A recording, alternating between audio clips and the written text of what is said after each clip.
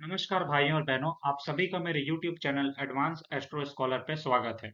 जैसा कि आप सभी को पता है, मैं अपने YouTube चैनल में पूरा बृहद पराशर होरा शास्त्र और कई सारे ज्योतिष की पुस्तकों को पढ़ाता हूँ और सरल भाषा में आप सभी को समझाता हूँ। और अभी हम बृहद पराशर होरा शास्त्र का एक सीरीज चला रहे हैं, जिसमें हमने ऑलरेडी चैप्टर 1, चैप्टर 2 कवर किया है। चैप्टर 3 के हमने 6 पार्ट कवर कर लिए हैं और ये जो नया वीडियो है, इसमें मैं चैप्टर 3 पार्ट 7 आप लोग को पढ़ाऊंगा, श्लोक नंबर 66 से लेकर श्लोक नंबर 74 तक।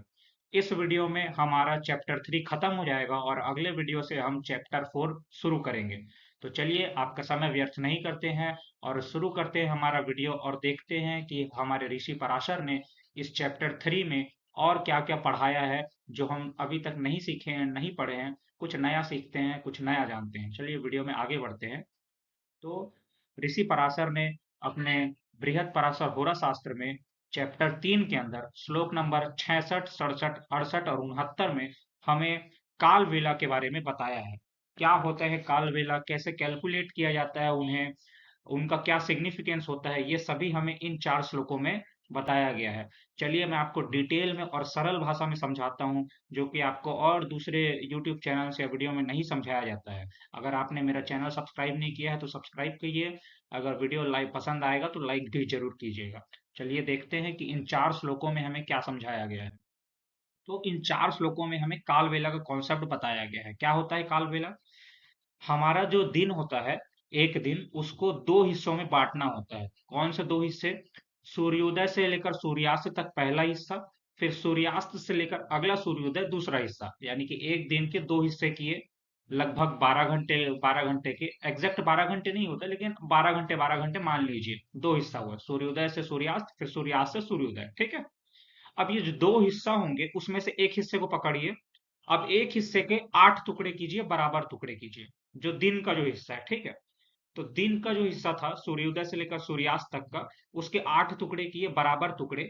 और जो पहले के जो 7 टुकड़े थे, पहले के 7 टुकड़े को हम 7 ग्रहों को देंगे, बराबर टुकड़ों को। पहला जो टुकड़ा होगा वो उस दिन के मालिक का होगा। जैसे अगर सोमवार का दिन है तो उसका पहले टुकड़े का मालिक होगा चंद्रमा। अगर रविवार का दिन होगा तो पहले टुकड़े का मालिक होगा सूर्य। और उसके बाद फिर जो आगे के जो टुकड़े होंगे, वो इसी सीक्वेंस, जो आपकी स्क्रीन पर जो सीक्वेंस दिख रहा है, उसी के आधार पे होंगे। जैसे कि रविवार का दिन है तो पहला टुकड़ा सूर्य का हुआ, फिर उसके बाद जो टुकड़ा होगा, दिन का जो हिस्सा हमने किया, 8 हिस्सा किया, उसका दूसरा टुकड़ा चंद्रमा, तीसरा मंगल, चौथा बुध, ऐसे करके 7वां टुकड़ा शनि का होगा। और 8वें टुकड़े का कोई मालिक नहीं होगा। समझे? 8वें टुकड़े का कोई मालिक नहीं होगा। तो इस तरीके से 8 हिस्सा हुआ। जो दिन का जो हिस्सा था सूर्योदय से लेकर सूर्यास्त तक का। उसी प्रकार जैसे हमने दिन का टुकड़ा किया, 8 टुकड़ा किया, बराबर टुकड़ा, और सभी को एक एक मालिक दिया, और 8वां टुकड़े का कोई मालिक नहीं था। ये इसी चीज को हमको रात्रि में भी करना है।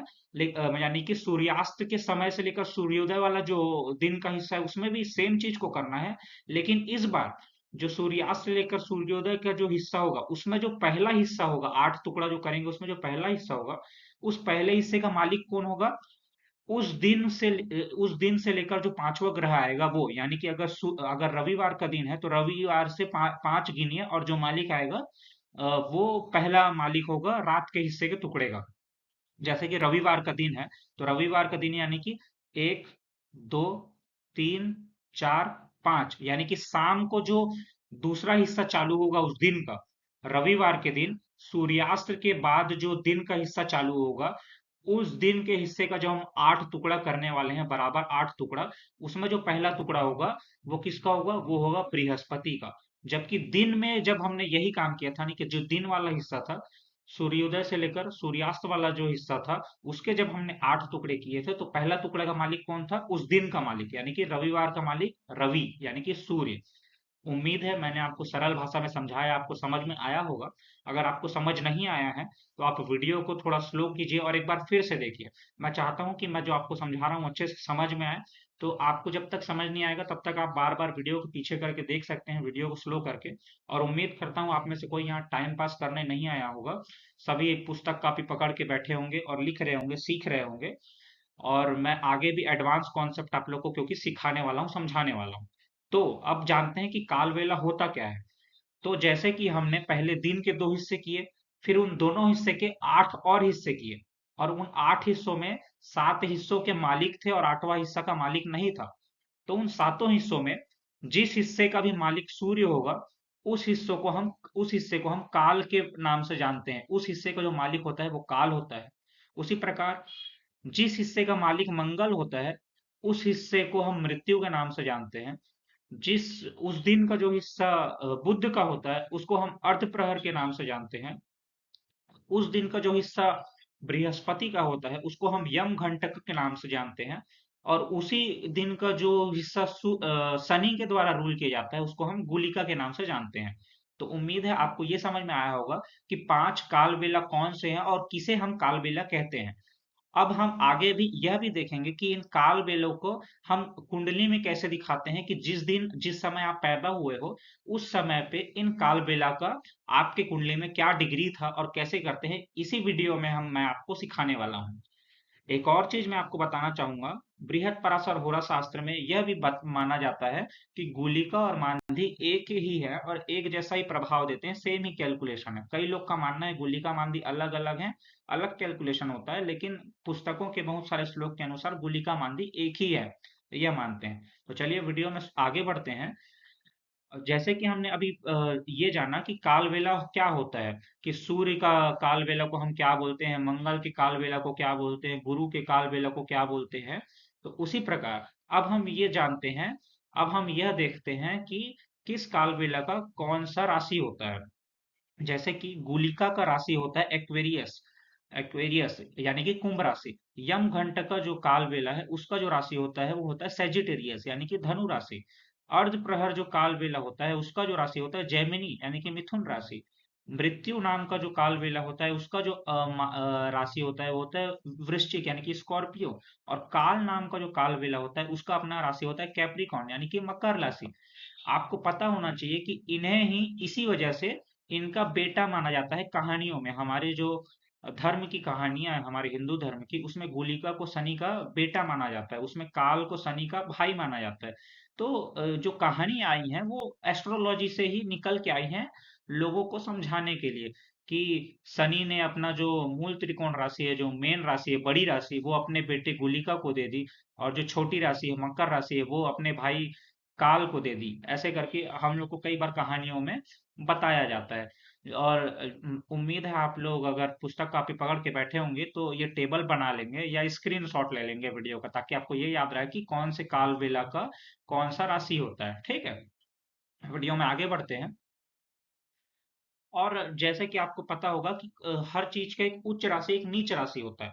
तो मैं अब आपको बताऊंगा कि हमने इस वीडियो से पहले जो उपग्रह पढ़े हैं और अभी जो काल वेला पढ़ रहे हैं, उसमें किसका क्या उच्च राशि नीच राशि होता है। जैसे कि धूम नाम का जो उपग्रह है, उसका उच्च राशि होता है सिंह राशि, उसका नीच राशि होता है कुंभ राशि, उसका अपना राशि होता है मकर राशि। वैसे व्यातिपात का भी लिखा हुआ है मैंने, परिवेश का भी लिखा हुआ है मैंने, और जो जो मेरे को पता है, मेरे पास जो ज्ञान है, वो सभी मैं आपके साथ बांटना चाहता हूँ। इंद्रचाप का लिखा हुआ है, उपकेतु का लिखा हुआ है।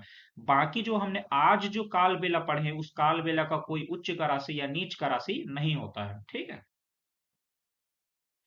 अब हम ये जानते हैं कि जो रात का कैलकुलेशन है और दिन का कैलकुलेशन है, आपको याद होगा वीडियो के शुरू में ही मैंने आपको समझाया था कि हमको दिन को दो हिस्सों में बांटना है। पहला होगा सूर्योदय से लेकर सूर्यास्त का, दूसरा हिस्सा होगा सूर्यास्त से लेकर सूर्योदय। ठीक है, तो दो हिस्सों किए, और उन दोनों हिस्सों के फिर हमने 8 हिस्से और किए, बराबर हिस्से, 8 बराबर हिस्से, जिसमें 7 हिस्सों के मालिक थे और 8वां हिस्सा का कोई मालिक नहीं था। ये तो दोनों में ही सेम है, लेकिन मैंने आपको ये भी बताना चाहता हूँ कि दोनों में ना जो दिन का जो हिस्सा था, तो दिन का जो 8 हिस्सा था, उसमें जो पहला हिस्सा होगा, पहला हिस्सा का मालिक कौन होगा, उस दिन का मालिक। जैसे कि रविवार का दिन है, तो रविवार का मालिक कौन होता है, रविवार का मालिक होता है सूर्यदेव। सोमवार का मालिक होता है चंद्रदेव। तो मान के चले रविवार का दिन है, रविवार का जो दिन है, उसमें दो हिस्सा किए। पहला हिस्सा हुआ सूर्योदय से सूर्यास्त, दूसरा हिस्सा हुआ सूर्यास्त से अगले दिन का सूर्योदय, दो हिस्सा हुआ। अब जो पहला जो हिस्सा है, यानी कि जो दिन वाला जो हिस्सा है, सूर्योदय से सूर्यास्त वाला जो हिस्सा है, उस हिस्सा में जो उस हिस्सा के हमने जब 8 भाग किए, बराबर 8 भाग किए, तो सर जो सबसे पहला हिस्सा आएगा, जो सबसे पहला हिस्सा आएगा, उसका मालिक होगा सूर्य। उसका मालिक होगा सूर्य। और उसके बाद के जो हिस्से होंगे, वो सूर्य के बाद फिर उसका मालिक चंद्र होगा, फिर उसके बाद फिर मंगल होगा, फिर बुध होगा, फिर बृहस्पति होगा, फिर शुक्र होगा, फिर शनि होगा, ऐसे होगा। लेकिन जो रात का जो हिस्सा है, यानी कि सूर्यास्त से लेकर अगले दिन के सूर्योदय वाला जो हिस्सा है दिन का, उसके जब हम 8 भाग करेंगे, 8 बराबर भाग करेंगे, तो उस 8 बराबर भाग में जो पहला हिस्सा होगा, वो किसका होगा? वो होगा उस दिन से जो पांचवा दिन पड़ेगा उसका मालिक। यानी कि जैसे रविवार है, तो रविवार से पांचवा दिन कौन सा पड़ेगा? रविवार से पांचवा दिन पड़ेगा गुरुवार। और गुरुवार का मालिक है गुरु, यानी कि बृहस्पति। यानी कि रविवार के दिन का जो दूसरा हिस्सा होता है, यानी कि सूर्यास्त से लेकर अगले सूर्योदय का जो हिस्सा होता है, उसके जब हम 8 भाग करते हैं, 8 बराबर भाग करते हैं, तो उसमें जो पहला भाग होता है, उसका जो मालिक होता है वो होता है बृहस्पति। और फिर आगे आगे जो सीक्वेंस है वो कंटिन्यू होता है, जैसे कि बृहस्पति के बाद आता है शुक्र, शुक्र के बाद आता है शनि, शनि के बाद जो हिस्सा आएगा उसका कोई मालिक नहीं होता, उसके बाद जो आएगा उसका होगा सूर्य। इस तरीके से, ठीक है। उम्मीद है आपको समझ में आया होगा। और उसमें भी चाहे दिन हो चाहे रात हो, उसमें भी जो सूर्य का जो हिस्सा होगा, उसको, उस काल बेला को हम काल बोलते हैं। मंगल के काल बेला को हम मृत्यु बोलते हैं, बुध के काल बेला को अर्ध प्रहर, और गुरु के काल बेला को यम घंटक। उम्मीद है इतना आपको समझ में आया होगा। और शनि के काल बेला को गुलिका बोलते हैं। अब हम आगे देखते हैं कि ये सीक्वेंस, उम्मीद है आपको हमेशा याद रहेगा। जब आप ये कैलकुलेशन करोगे, काल बेला कैलकुलेशन करोगे, तो आपको ये सीक्वेंस याद रहना चाहिए। ये हमारे हफ्ता का ही, जो हमारे सप्ताह का जो दिन है उसके मालिक है, उसका कैल वो है, सीक्वेंस है, ठीक है। आपको पता होना चाहिए कि कई लोग एस्ट्रोलॉजी में नहीं मानते, लेकिन उनको इतना भी जनरल नॉलेज नहीं होता है कि हमारे जो दिन के नाम रखे गए हैं, दिन का जो सीक्वेंस है, कि रविवार के बाद सोमवार ही क्यों आता है, सोमवार के बाद मंगलवार ही क्यों आता है, दूसरा दिन क्यों नहीं आ जाता। ये जो सीक्वेंस है, ये हमारे एस्ट्रोलॉजी के ही कॉन्सेप्ट पे आधारित है। होरा जो कॉन्सेप्ट होता है उस पे आधारित है। यानी कि जो आजकल के जो मॉडर्न खुद को जो बोलते हैं, जो ये एस्ट्रोलॉजी कभी पढ़े नहीं है, एक पुस्तक नहीं पढ़े हैं, वो हमारा एस्ट्रोलॉजी में जो गणित गणित ज्योतिष में जो लिखा है उसको तो एक्सेप्ट कर लेते हैं, जो फल, लेकिन जो जब फलित ज्योतिष का बारी आता है तो बोलते हैं कि नहीं, हम नहीं मानेंगे, इस टाइप का। यानी कि एक हिस्सा मान लेते हैं, दूसरा हिस्सा नहीं मानते हैं, ठीक है। तो वीडियो में आगे बढ़ते हैं। अब आपके सामने स्क्रीन पर श्लोक नंबर 70 दिखाई दे रहा होगा। हमको इस श्लोक नंबर 70 में क्या बताया गया है? हमें बताया गया है कि हम कैसे जाने कि हमारे कुंडली में या किसी भी की कुंडली में गुलिका की क्या डिग्री है, गुलिका किस राशि में कितने डिग्री पर है। तो ये जानना बहुत ही आसान है, मैं आपको एक एग्जाम्पल के रूप में समझाता हूँ, ठीक है। सपोज कोई बच्चा आज पैदा हुआ है, ठीक है। आज है 17 तारीख, 17 फरवरी 2024 आज का दिन है। तो आज कोई पैदा हुआ है 4 बजे। तो अब हमको देखना है, अगर वो 4 बजे पैदा हुआ है, इसका 4 बजे मतलब ये जो दोपहर का जो 4 होता है, दोपहर शाम वाला जो 4 होता है, उस समय पैदा हुआ है। तो अब हमको देखना है कि ये आज के सूर्योदय से सूर्यास्त के बीच में पैदा हुआ है, या सूर्यास्त से सूर्योदय के बीच में पैदा हुआ है, अगला जो सूर्योदय है उसके। तो जैसा कि अगर 4 बजे पैदा हो रहा है, तो ऑब्वियसली बात है कि सूर्योदय से सूर्यास्त के बीच में पैदा हुआ, ठीक है। आज मंगलवार है, तो मंगलवार के दिन 17 फरवरी 2024 के दिन कोई बच्चा है जो 4 बजे पैदा हुआ है इंडिया में, ठीक है। तो अब हम क्या करेंगे, हम जब आज के दिन का जो ऊपर का हिस्सा है, जो पहला हिस्सा है जिसमें वो पैदा हुआ है, उसके 8 बराबर हिस्से करेंगे। अब 8 बराबर जब हिस्से करेंगे, जो कि पहला हिस्सा ऑब्वियसली मंगल का होगा, क्योंकि आज मंगलवार है। अब जब हम ऐसे काउंट करेंगे कि मंगल के बाद फिर आया बुध, बुध के बाद गुरु, बुध के बाद शुक्र, शुक्र के बाद शनि। तो शनि का जो हिस्सा होगा, जितने बजे से लेकर जितने बजे तक जो शनि का हिस्सा होगा, वो हिस्सा होगा गुलिका का हिस्सा। तो वो जो हिस्सा जिस समय शुरू होगा, मान के चलिए कि वो हिस्सा दोपहर 2 बजे शुरू होता है। ये सिर्फ एग्जाम्पल ले रहे हैं अभी। मान के चलिए वो जो शनि का हिस्सा है, जिसको हम गुलिका का हिस्सा बोलते हैं, वो मान के चलिए दोपहर 2 बजे शुरू हो रहा है। तो हम दोपहर 2 बजे, एग्जैक्ट दोपहर 2 बजे, जितने बजे वो शुरू होगा, जितने बज के जितने मिनट पे, वो जो शनि का जो हिस्सा है, जो गुलिका का हिस्सा है, वो जिस समय शुरू होगा, उस समय जो बच्चा है जहां पैदा हुआ है वहां का कुंडली बनाएंगे। और उस समय के कुंडली का जो लग्न होगा और लग्न की जो डिग्री होगी, उसको ले लेंगे। और उसी डिग्री पर, उसी राशि पर, उस इस दिन का जो पहला हिस्सा है, उस समय जितने बच्चे पैदा होंगे उन सभी का जो गुलिका होगा उसी डिग्री उसी स्थान पर होगा।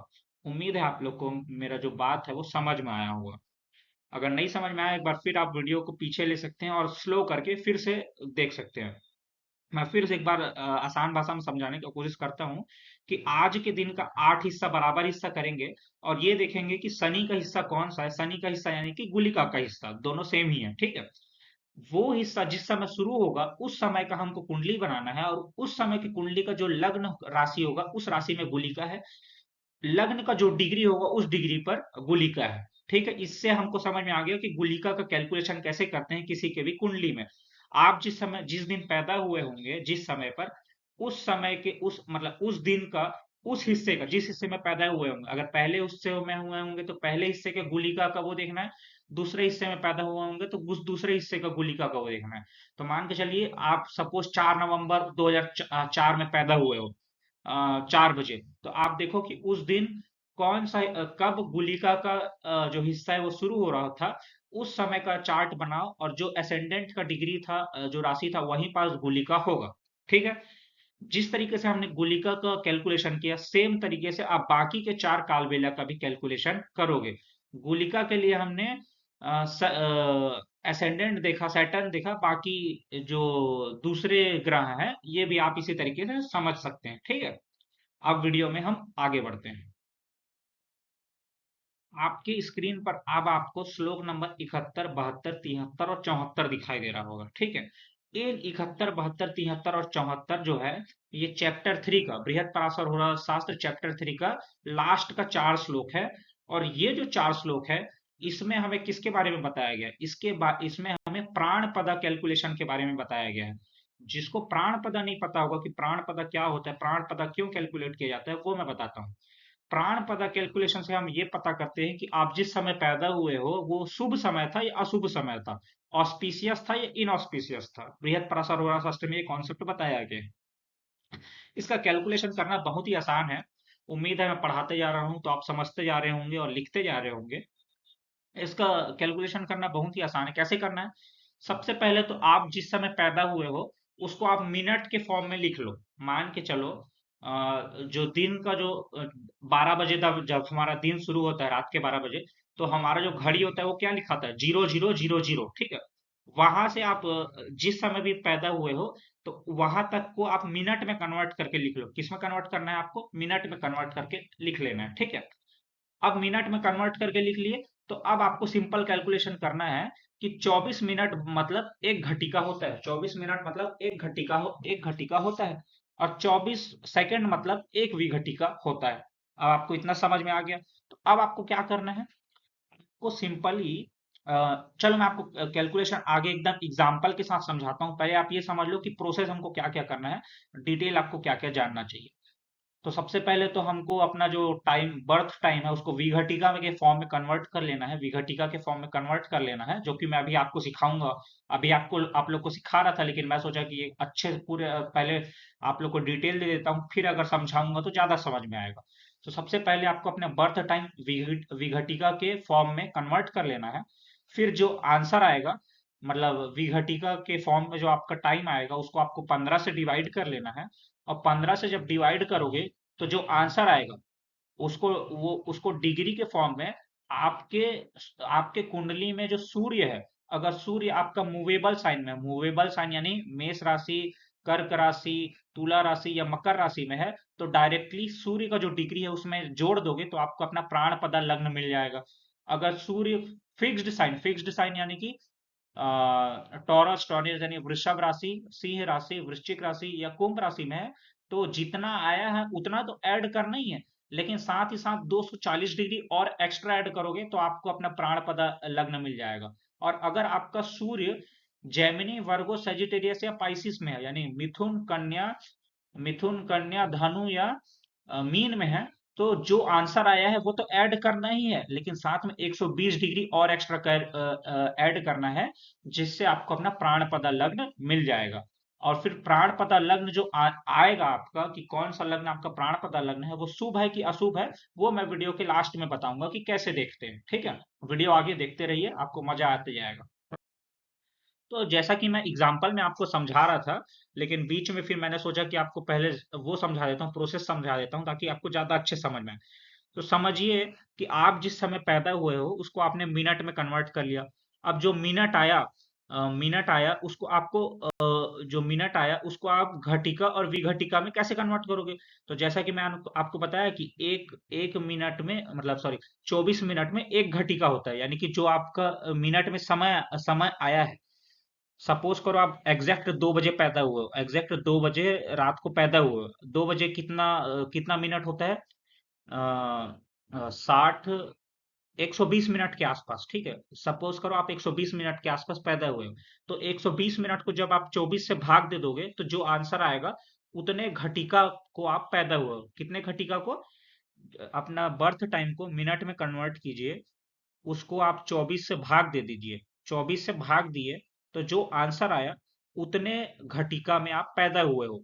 अगर आपका आंसर डॉट में आया है, अगर आपका आंसर डॉट में आया है तो डॉट वाला जो हिस्सा है वो होता है विघटिका। क्या होता है? विघटिका। सपोज करो हमारे बुक में जो एग्जाम्पल दिया है उसमें दिया है 16 घटिका 25 विघटिका, यानी कि बर्थ टाइम जो रहा होगा जब उसको हमने 24 से जब डिवाइड किया तो हमारा आंसर आया था 16.25। तो 16 घटिका 25 विघटिका। अब ये 16 घटिका 25 विघटिका आया है, इसको हमको पूर्ण रूप से विघटिका में कन्वर्ट करना है। तो हम क्या करेंगे कि जो 16 घटिका आया है, इस 16 घटिका को हम 60 से इंटू कर देंगे। किससे इंटू कर देंगे? 60 से इंटू कर देंगे। तो 60 से इंटू करेंगे तो जितना आंसर आएगा उसको और इस 25 को प्लस कर देंगे। तो अगर इसको हम 60 से इंटू करेंगे, तो 60 से इंटू करेंगे तो शायद 965 के आसपास आएगा। 965 या 960 आएगा। 960 में फिर इस 25 को ऐड कर दोगे तो 985 विकेट आया है इस एग्जाम्पल में। लेकिन उम्मीद है जो मैं आपको समझा रहा हूँ सरल भाषा में वो आपको समझ में आ रहा होगा। फिर से एक बार समझाता हूँ अगर समझ नहीं आया है। अपना बर्थ टाइम लिखो, बर्थ टाइम को मिनट में कन्वर्ट करो, जितना आंसर आया है उसको 24 से डिवाइड करो। 24 से डिवाइड किए तो आपको ये पता चल गया आप कितना घटिका में पैदा हुए हो। अगर आंसर आपका पॉइंट में आया है तो पॉइंट के बाद वाला हिस्सा वी घटिका है और पॉइंट से पहले वाला हिस्सा घटिका है। जैसे कि 16.25 आया है तो आप 16 घटिका 25 वी घटिका में पैदा हुए हो। अब आपको उसको पूर्ण रूप से वी घटिका में कन्वर्ट करना है। तो वी घटिका में कैसे कन्वर्ट करोगे? घटिका वाला हिस्सा को 60 से इंटू कर दो और जो आंसर आएगा उसको, और ये जो विघटिका वाला हिस्सा है उसको प्लस कर दो। तो आपको पूर्ण रूप से विघटिका में आप अपना बर्थ टाइम पता चल जाएगा। अब जो विघटिका समय आया है, जैसे कि यहाँ 985 आया है स्क्रीन पर जो एग्जांपल है, उसको जब आप 15 से डिवाइड करोगे, 15 से डिवाइड करोगे तो आपको ये पता चल जाएगा।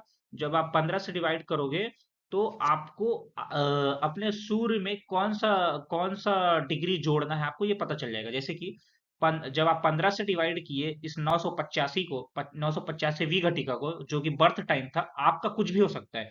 हो सकता है आपका 720 हो, 210 हो, कुछ भी हो सकता है आपका वी घटिका का समय। तो उसको हम 15 से भाग देंगे। 15 से भाग देंगे तो हमारे पास जो आंसर आएगा वो है साइन और डिग्री का नंबर। जैसे कि यहाँ पर 65.66 आया है। 65.66 का मतलब है कि 65 साइन और एक साइन का 0.66 पार्ट, यानी कि 65 साइन और 20 डिग्री, क्योंकि एक साइन में 30 डिग्री होता है।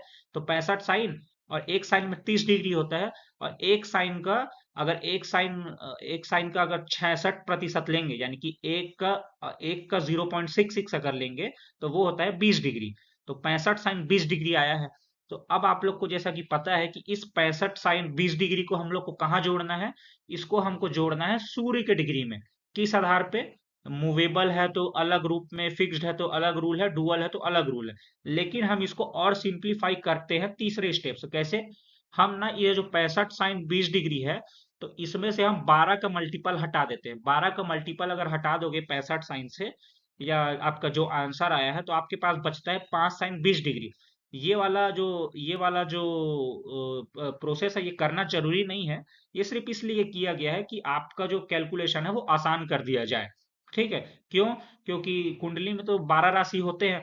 अगर 65 साइन बोला है यानी कि 12 राशि के 5 बार तो आप चक्कर लगाओगे ही। 1 2 3 ऐसे गिनोगे तो 12 12 12 12 करके 5 बार 60 में 12वीं राशि में आएगा।